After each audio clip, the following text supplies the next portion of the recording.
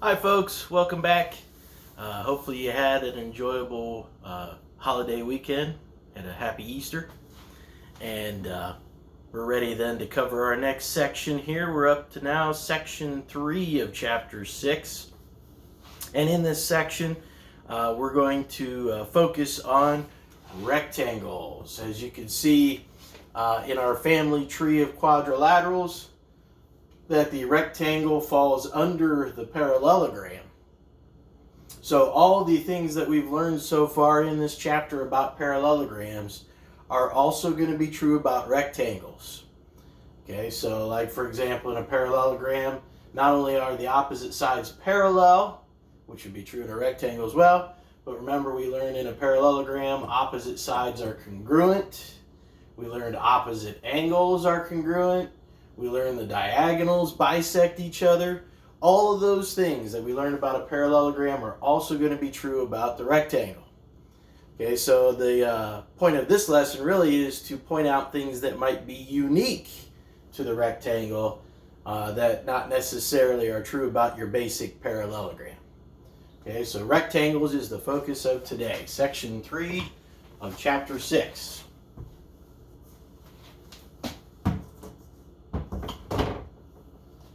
All right, so to start things off here, I have a definition of a rectangle.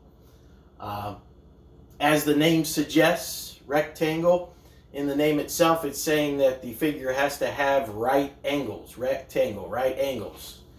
So the definition is that a rectangle is a quadrilateral, has to have only 4 sides, of course. A quadrilateral with 4 right angles. Now, there's 2 theorems that are going to point out some things that are unique to the rectangle. Theorem 6.9 is one of those theorems, and if you read through your postulates and theorems for chapter 6, it states that, I wrote it in just kind of caveman talk, real simple talk down here, where I just put if rectangle, then AC is congruent to BD. If you look at your picture, AC is the diagonal. See that? From A to C there. And BD is the other diagonal. So in a rectangle, the diagonals are congruent to each other. That's not necessarily true in a basic parallelogram. You know, when you draw, like I'll show you over here, when you just draw a basic parallelogram, this diagonal here looks much shorter than the other diagonal that runs all the way to there. Remember, in a parallelogram, the only thing true about the diagonals is that they bisect each other. So this would match this, and that would match that, those parts of the diagonal. Now, that's still going to be true, though, about a rectangle. The diagonals still bisect each other. But on top of it, you know, in addition to that, the overall lengths of the diagonals match as well. So the full length of AC matches the full length of BD, and they bisect each other. So instead of single, single, double, double, on this picture, actually, I could put single, single, single, single all the way around. Okay, because those diagonals still bisect each other, but they're also, their overall lengths are congruent. I like to say that a rectangle here looks like the back of an envelope you might receive in the mail. You know, snail mail, the old slow version of mail that the mailman delivers. Okay, the envelope, back of an envelope looks like this, where, you know, you seal the envelope by closing this top flap, but you have that X pattern, and these overall diagonals, again, are congruent and bisect each other. All right, now that theorem 6.9, has a converse, and its converse is theorem 6.10. Now, it's technically not a true converse. You know, you can't just flip this statement around and say if the diagonals are congruent, so if AC is congruent to BD, you can't just flip that around and say then it's a rectangle. I'll show you why that statement would not work.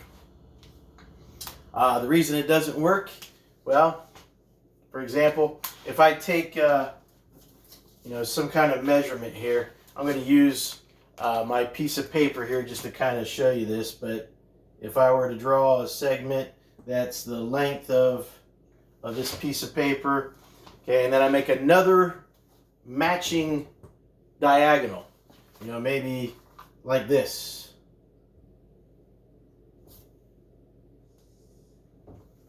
Okay, and then if I connect that back together, I hope it's obvious in this picture, that's not a rectangle. Okay, so it's not enough just to have matching diagonals for it to be a rectangle. In this case, it almost looks like a isosceles trapezoid that we mentioned before. You could even make a kite that way. You could have congruent diagonals in a kite, for example. So it's just not enough to say that if the diagonals are congruent, then it's a rectangle. In fact, going back to this theorem, technically, in this theorem, when you read it, it'll say if a parallelogram is a rectangle. So that's the key here as well. When I go to do the converse of this idea, I have to throw in that part about it being a parallelogram as well. So if the diagonals are congruent and it's a parallelogram, then it'll be a rectangle. Okay, because remember, in a parallelogram, those diagonals bisect each other. So that's kind of the key here. We have to say that they have to be congruent diagonals, and like in any other parallelogram, they still have to bisect each other. So if we make that adjustment here, where this time, okay, again, I'm going to make some congruent diagonals, and I'm going to have them bisect each other. So like, for example, I'm going to use this piece of paper again to make sure I've got a couple of diagonals that are congruent. And then, like, if that's the midpoint about right there, I'm going to have my other diagonal go through that same midpoint.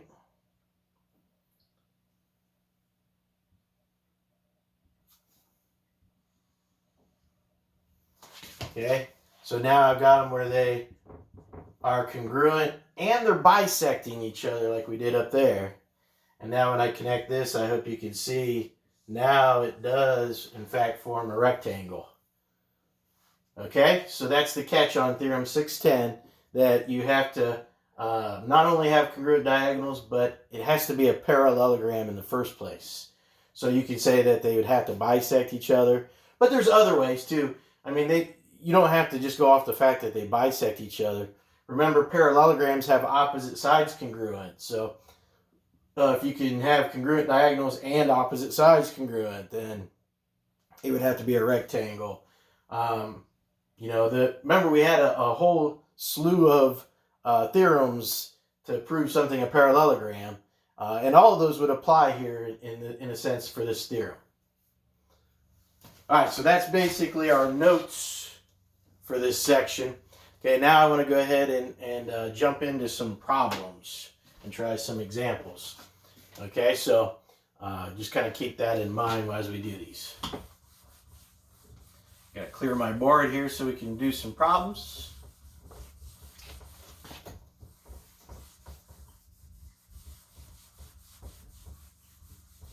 All right. Let's try an algebra problem just to start things off here. So let's say that we've got a rectangle here. I'm going to label JKLM. I'm going to draw in some diagonals as well. And right here in the middle where they meet, we're going to call that our point P. Okay, and then like I mentioned earlier, JKLM is a rectangle. So if we know that's a rectangle, and suppose we know that LP is 3x plus 7, MK is 26,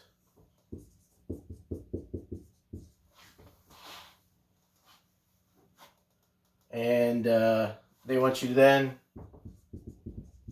to find x. All right, so if we look at our picture here, LP, when I look at my picture here, I notice that LP is just this little section from here to the center. Okay, but MK, on the other hand, is the full diagonal of the other diagonal here. Okay, now remember, if this is a rectangle, which they said it is, then actually our diagonals are going to have the same length. And a rectangle is a parallelogram, so they bisect each other. So remember, we marked earlier like this on the theorems when I showed you that, and that, all four of those pieces on a rectangle are going to match. So if I know that this section of it right here is 3x plus 7, and if I know that the entire MK is 26, then each of these parts, of course, that match here have to be half of the 26, so each of those are 13. 13 and 13 being 26. Okay, now when I look at my picture, all four of these are supposed to match, so I can see that 3x plus 7 is supposed to equal one of these 13s. And then all I have to do is solve for x. So do the algebra here. Subtract 7 and,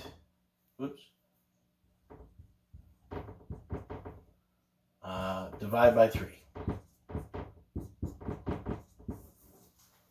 There's your x. X is 2. No need to plug it back in. I mean, I already know that's supposed to equal 13, right? Okay, but there's your x. Okay, so you might have some algebra problems on your homework like that.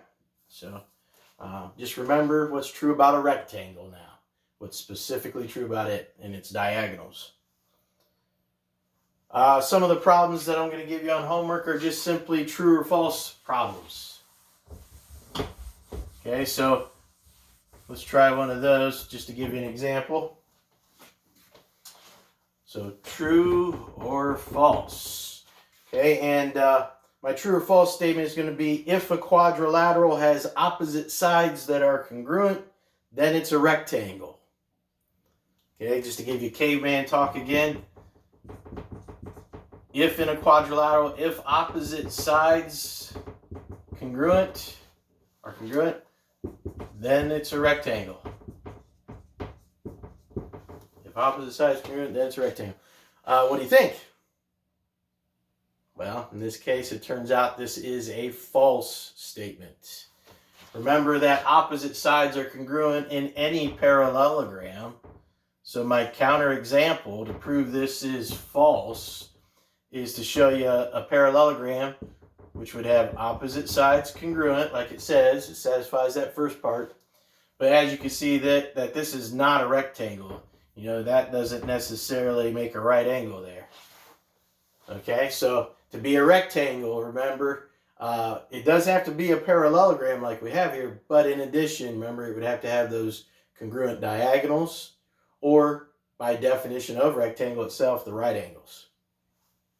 So that's false. So you have some of those true or false problems. Okay, the next type of problem that you'll have on your homework is going to involve giving you some coordinates of vertices of a quadrilateral, and we're going to determine whether or not it is in fact a rectangle. So for example, what if I gave you the following sets of vertices? A is at -2, 3. B is at 8, 7.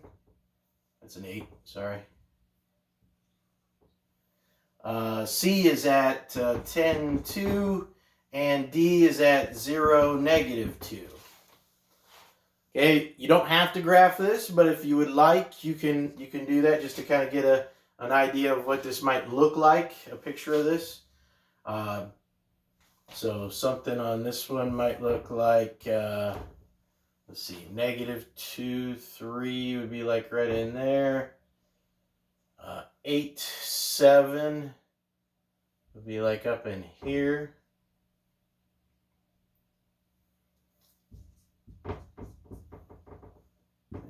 -2, 3. 10, 2 would be probably like right in there somewhere. And 0, -2 would be down in here.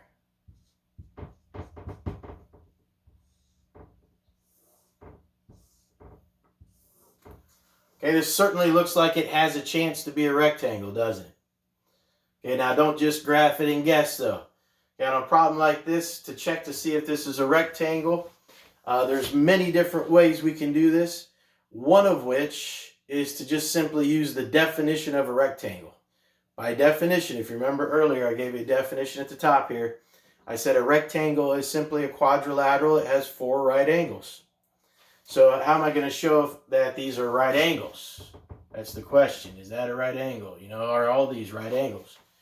Well, we already know how to do this. Remember, in the past, we learned that we can check for whether lines are perpendicular by checking their slopes. So one of the ways we can do this is to simply do slopes. So you'd have to find the slopes, though, of all of these sides. Remember, here was A, this is B, this one was C, and that one was D. So we're going to find the slopes of AB,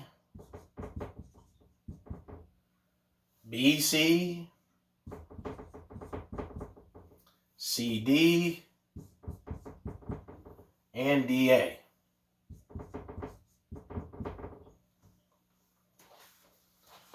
All right, remember, slope is found by subtracting your y values on top and your x values on bottom. I'm going to make a little more room here, yeah. C, D, and D, A. All right, so AB on top here. Subtracting my y values on top, you'd have 3 minus 7. Okay, I'm going left to right, so I'm going to continue that pattern with the x values. So negative 2 minus the 8. 3 minus 7 is negative 4. Negative 2 minus 8 is a negative 10. A negative over a negative is a positive. And 4 over 10, by the way, does reduce to 2/5, 2 over 5. Okay, so the slope of AB is positive 2/5. Okay, now I want to check AB versus the very next side right here, BC. Okay, so if I want to know, for example, if that's a right angle, we're going to compare their slopes. Remember, they should not have the same slope. That would be if they were parallel. For perpendicular, remember, we want our slopes to be the opposite sign and reciprocal. Remember, we talked about this, flip it and reverse it. Okay, so BC, let's check that one. Starting with y values, 7 minus 2 on top, 8 minus the 10 on bottom. 7 minus 2 is 5, 8 minus 10 is negative 2. Okay, and if you look, so far, that's good. That is a good check. Look, it's flipped and it's the opposite sign, positive, negative, 2 over 5, 5 over 2. So it's been flipped and reversed. So I do know that that one is a right angle now. There's no question mark anymore. That is definitely a right angle between AB and BC. Now we want to check from BC to CD. So now we're checking for this one, if that's a right angle. Okay, so we need to find the slope then yet of CD. So subtract your y values on top, 2 minus negative 2. X values on bottom, 10 minus 0. Again, make sure you're going in the same order. I went right to left, right to left. Okay, double negative over here becomes plus positive, so that's 4. 10 minus 0 is 10. 4 over 10, again, reduces to 2/5. Notice it matches the AB, which was the other opposite side. So I know those are parallel. But on this problem, more importantly, not only that, but the negative 5 halves, if you switch it to a positive and flip it over, becomes this, 2/5. So again, it's flipping and reversing back to the 2/5. So I know that that is now another right angle. So we still need to find our last slope. And of course, we need it to flip and reverse right back again to being negative 5 halves. So these two will match, those two will match, but these two will be the opposite sign and reciprocal. These two will be the opposite sign and reciprocal as well. So let's check. We only have that one last slope to check here. And technically, when we find that last slope, we're going to be determining if both of these are right angles. Because we'll be able to check the slope of DA here against both of these consecutive sides, this top and this bottom. All right, so DA slope, starting with the y values, 3 minus -2 on top. And then if I go top to bottom like that, I got to go top to bottom again with the x values. So -2 minus 0 on bottom. Here I have a double negative, so make it plus positive. That's a 5 on bottom. -2 minus 0 is just -2. Oh, look, just like this one, a -5/2 slope. So again, all our slopes here keep flipping and reversing, flipping and reversing.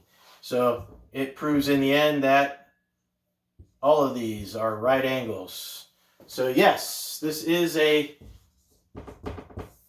rectangle. Okay, now that's using slopes, and that's going purely off the definition itself of what a rectangle is. Okay, but that's not the only way that we can determine whether a figure is or is not a parallelogram. Okay, while we're on this, there is actually 1, 2, 3 more ways to do this besides just slopes. Okay, so let's go ahead and take a look at some of those other ways here. So by definition, we can use slopes. The other ways that I'm going to show you here, though, are based off of really Theorem 610. Remember Theorem 610 earlier that I showed you said that this would be a rectangle if we show really two things. If we could show that it's a parallelogram first, and if it has congruent diagonals. Okay, so I'm going to erase these right angles again, even though I know this is a yes. Okay, but this time, on these other methods, we're going to involve the diagonals as well. All right, now, so Theorem 610, like I said, you have to show two things. You have to show it's a parallelogram first, and that its diagonals are congruent. So we can show this a parallelogram using some of our older theorems as well. You know, in our sections that we've covered before about parallelograms, one of our theorems said that it's a parallelogram if the opposite sides are congruent, for example. Okay, and remember we could show that using distance formula. So using the distance formula, we can find the distance of all the sides. And we can find the distance of AB. We can find the distance of BC, CD, and finally DA. Okay, but finding all four of those distances is only going to help us prove it's a parallelogram. If I want to show this as a rectangle yet as well, here's the other thing we need to do. These distances, if they check, give us a parallelogram. But if I want it to be a rectangle, I need to show that the diagonals, AC and BD, that they also have the same distance. Okay, so that's a lot of distances to find. You know, there's all four sides and the two diagonals. Okay, so remember, if you want to be able to find distance, you can use the distance formula, which looks like this: 1 big square root x1 minus x2 squared plus y1 minus y2 squared. So that's the distance formula, or just use your calculator. Remember, we got a program on our calculator that does this for us. So to speed things up a little bit here, I'm just going to go ahead and write these distances up here for you. Okay, AB on this one, you should have found had a distance of 10.8. BC had a distance of 5.4. CD had a distance then of a matching 10.8. And DA had a distance of 5.4, matching that one. So see, our opposite sides are congruent. Okay, that proves it's a parallelogram. Now if I want to prove it's a rectangle yet, I got to show the diagonals match as well. So we do those distances as well, and you should have found that AC was a distance of 12.04 about, and BD also had a matching 12.04 distance. Okay, so that's another method to prove it's a rectangle, in addition to the definition itself, where we did the slopes. Okay, this is a little more work, as you can see, though, because we only found 4 slopes to determine it was a rectangle, whereas here we had to find 6 distances for all 4 sides and the 2 diagonals. All right, now, there's 2 more ways yet to prove it's a rectangle, because this is not the only way to show it's a parallelogram. Okay, we could show it's a parallelogram not just by showing the distances of the sides, but if you remember right, another way we could show it's a parallelogram was by showing its diagonals bisect each other. So not only finding the distance of the diagonals here to see if they match in length, but on those same 2 diagonals, AC and BD, we could also find, to show that they bisect each other, we could find their midpoints. Remember we did this on the sections about parallelograms. Okay, so remember midpoints are found using the formula x1 plus x2 divided by 2. That's your new x value. And your new y value is y1 plus y2 divided by 2. You're just averaging the x's, averaging the y's. So if we do that for AC, -2 is the x value here, 10 is the x value there. So 10 plus -2 divided by 2. Okay, that's going to be your new x value. And you do the same with the y's. 3 and 2, you're going to add them and divide by 2. Okay, now, let's see what we get. 10 plus -2 would be 8. 8 divided by 2 is 4. 3 plus 2 is 5. Divided by 2 is 2.5. So there's our coordinates for the midpoint of AC, 4, 2.5. Let's see if we get the same for BD. We already know this is going to be a yes, so it should work. But just to show you, 8 and 0, if I was to add them and divide by 2, notice that, again, I'm going to get a 4, because 8 plus 0 is 8, divided by 2 is 4. And then for the y values of BD, so you're going to take your 7 and your -2, you're going to add them and divide by 2. 7 plus -2 is 5. Half of 5 is 2.5. Okay, so there you have it. There's a match. And you would still have to find these distances of the diagonals. Okay, this is always the second part of these methods. Okay, because I'm trying to use theorem 610, which says that it has to be a parallelogram and have congruent diagonals. This shows it's a parallelogram. That, of course, is my congruent diagonals. Okay, so there's one more way to show it's a parallelogram. We did opposite sides congruent. We did diagonals bisected each other. Okay, and if you remember right, there was another theorem, I believe it was theorem 6.8, in fact, that was another way to show something a parallelogram, and it involved showing that one pair of opposite sides are both parallel and congruent. Okay, remember it looked, when I made a drawing of it to kind of illustrate my idea, I did this. I kind of made a bold line here and another bold line here to show those were parallel. And then if you show they're congruent as well, when you connect that, see, it'll be a parallelogram. So you pick one pair of opposite sides up here. I don't care which ones. It could be the top and bottom. It could be the left and right. Okay, but you pick one pair of opposite sides, and then you show again that both those opposite sides are both parallel and congruent. Okay, so to show they're parallel, you'd have to find slopes. Okay, so I'm going to pick the opposite sides, the top and bottom here, AB and CD. But you could just as easily pick the left and right. Okay, so I'm going to find the slopes of AB and CD. Again, remember slope, we just showed it earlier on definition of a rectangle. You're subtracting your y values, so I'm going to go 7 minus 3 on top, 8 minus -2 on bottom. So that's a slope of 4 over 10. Remember that reduced to 2/5. Okay, and you're going to find that the CD down here is going to have the same slope because these should be parallel.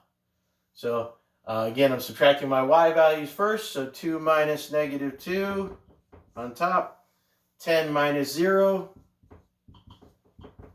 plus positive. That's a 4, that's a 10. That reduces to 2/5. So you can see I've got my matching slopes. So that proves them parallel. Okay, but then I need to also show they're congruent. So I'd find slopes here of those two sides. I'd also have to find their distances. So AB's distance, CD's distance. Okay, again, we found those already earlier. So I'm just going to copy those down again. Remember, AB was 10.8 in length, and CD was also 10.8 in length. And you can follow that distance formula I just showed you earlier to get those. Okay, so if you could show then that one pair of opposite sides, like the top and bottom, are both parallel with slopes and congruent, that shows it's a parallelogram. And don't forget, in the end, you also have to do this. You will still have to find the lengths of the two diagonals. Because if you can show those are congruent as well, now it's not just a parallelogram, now it's a rectangle. Okay? So that's a lot of different ways to show something is a rectangle. Okay, that's a total of 4 different ways to do it. Okay, I'm going to give you some new coordinates here. Let's try it again, just for a little bit of practice here. And I believe on your homework, they will give you the option to try different methods, whatever method you like. Okay, sometimes it might specify it wants you to do it by definition a rectangle, but the other 3 methods, sometimes they give you the option of finding it any way you like there.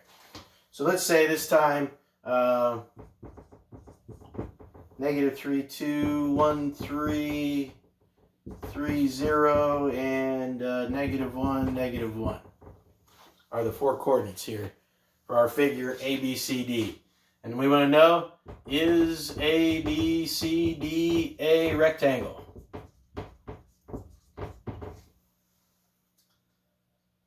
Now, again, you don't have to graph it. You know, you could jump right into the problem if you like. I always just like to see a little sketch of it just to give me an idea of what this is going to look like. So -3, 2 would probably look something like that. 1, 3. So 1, 3 would be like up in here. 3, 0 would be maybe out in here somewhere.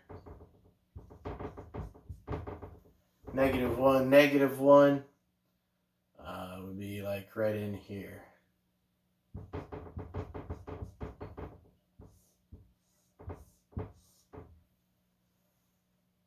Okay, so there's my A, this is B, C, and D. Okay, if I want to show again, if this is a rectangle, I have 4 methods. So I could just check slopes of all the other sides. That's one way. I could show that it's a parallelogram first and check the diagonal lengths to see if it's a rectangle. And remember, there's 3 different ways to show it's a parallelogram. So that's the other 3 ways. You know, those 3 ways to show it's a parallelogram, plus don't forget to find on these 3 ways to find the length of the diagonals. You know, if you want to know which ones are the least amount of work, really checking the diagonals if they bisect each other and their distance is one of the shortest, and the slopes. Those are the two most efficient ones. So for example, on this one, let's say I'm going to find the midpoints of the diagonals of AC and BD.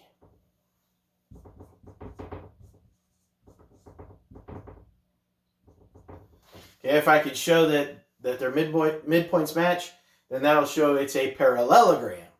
Okay, and then of course, if this checks, I'm going to also go on and check the distances of those same two diagonals, AC and BD.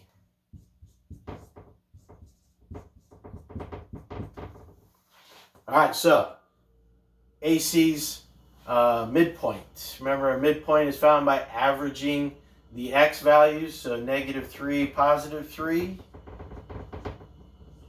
I'm going to add them, divide by 2. That'll be my new x value. And same with the y values, 2 and 0. I'm going to add them and divide by 2.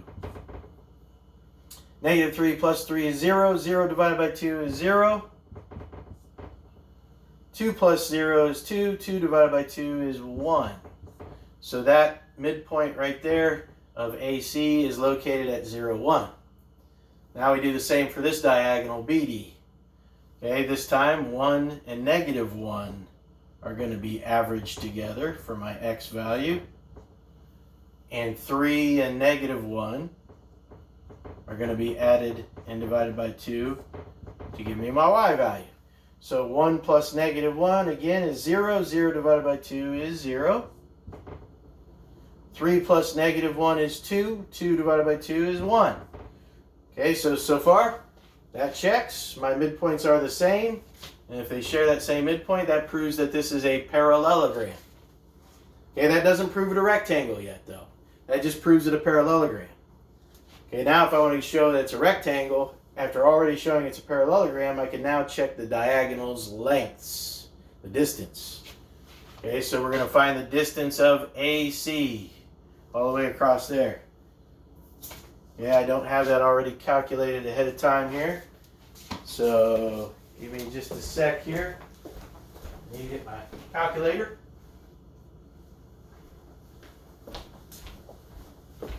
But the length of AC, let's see here. We're going to subtract our x values. So -3 minus 3 would be -6 squared is 36. 2 minus 0 is 2 squared is 4. So that's 40. This will be the square root of 40, which is approximately 6.3. Okay, we do the same for BD. BD's distance, if I subtract my x values, 1 minus -1 would be 2. 2 squared is 4. 3 minus -1 is 4. 4 squared is 16. So this one is the square root of 20, which as you can see is not going to be a match. Square root of 20 is only 4.5 approximately. So, on this problem, I was able to show it was a parallelogram. That's a parallelogram. But I was also able to show it is not a rectangle. So is it a rectangle? No. The diagonals aren't congruent, see? So make sure you're always checking that if you're using one of those last three methods where you show it's a parallelogram and you have to show it to be a rectangle that the diagonals are congruent. All right, so those are those problems that involve coordinates. Okay, the last type of problem I want to do will be easier than these were, but it's problems that still again involve rectangles, but you're finding some missing angles this time.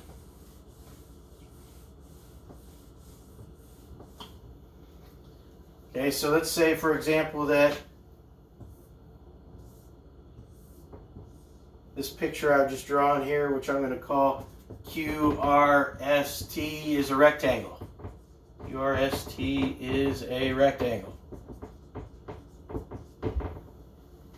Okay, I'm going to draw some diagonals in here.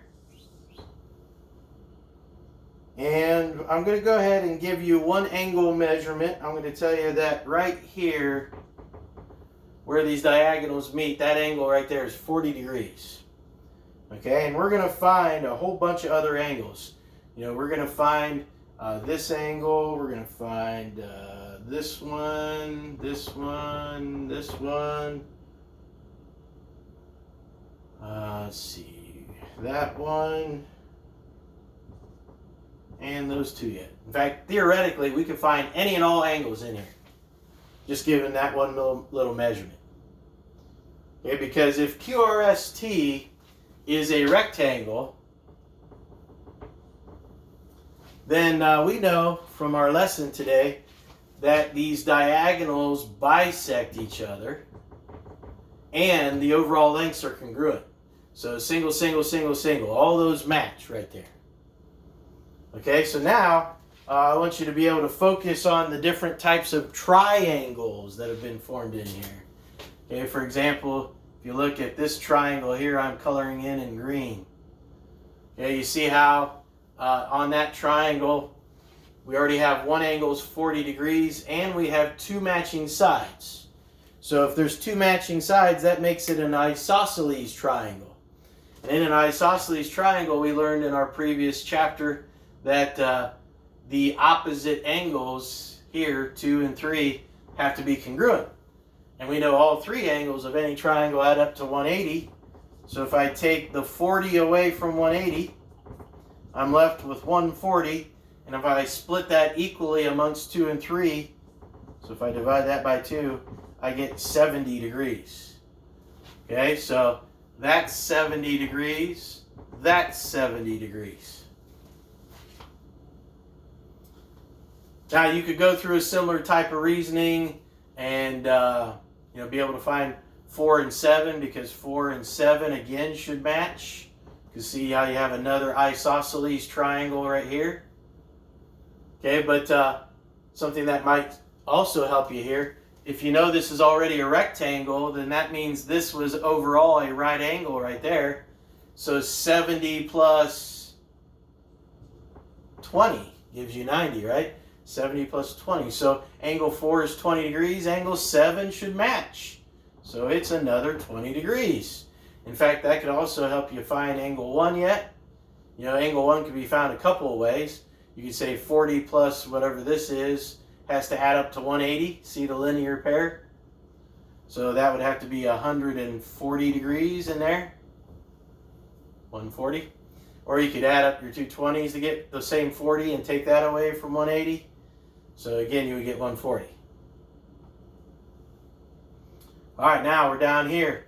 Again, don't forget, this is a right angle overall since it is a rectangle. So if that one's 20 degrees, this angle 6 has to be, you guessed it, 70 degrees, just like up there. Okay, in fact, like I said earlier, you could find all these angles. So this would be a matching 70. This would be a matching 20 to there. That would be a 20 matching that one over there. If that's 140, this is 140. And if that's 40, angle 5 is 40. See how it all fell apart? Okay? We could use a lot of the old ideas we learned, like vertical angles and linear pairs, but we could also use what we've now learned about rectangles. All those parts of the diagonal are congruent, forming all kinds of isosceles triangles in there. And in an isosceles triangle, not only do the sides match, but the angles do as well. Okay, so keep that in mind on a problem like this. Okay, you'll have some of those on your homework as well. Okay, I think I've shown you enough to prepare you for your homework on this assignment. Speaking of which, on this assignment, I think I'm going to ask you to do on pages 310 and 311, problems 16 through 38, evens only. 16 through 38, evens only. All right, good luck with that. And as usual, if you ever need any extra help, feel free to contact me by email or by remind. You can text me. And I have office hours I hold as well on Monday, Wednesdays, and Fridays at 3 o'clock. You can join me on Zoom and I can show you any problems you need to see. Alrighty, have fun.